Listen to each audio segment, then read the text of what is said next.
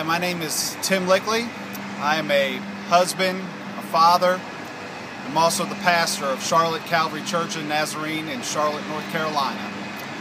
I often describe my walk with Christ as a journey, and that's what it's been.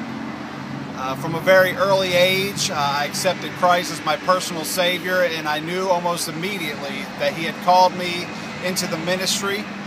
And I wish that I could sit here today and tell you that I never left that call or I never strayed from it, but the reality is that coming out of high school, I didn't think it was very cool to be a pastor. And I think I would have done anything but do that.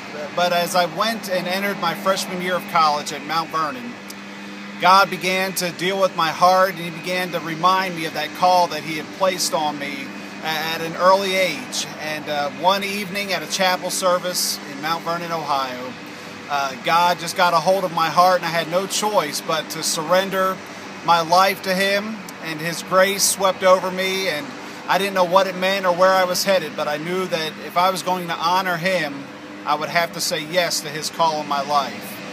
Throughout my life, I've seen the hand of His grace over and over again. My wife and I have been on this journey. We've seen God sustain us through cancer.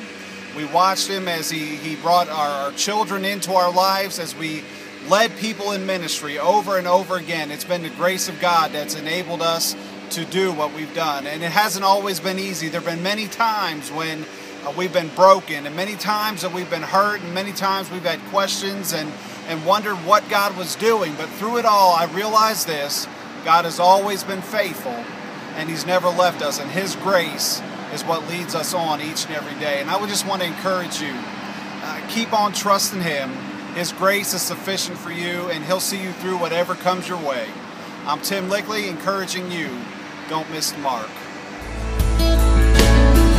Use me anyway.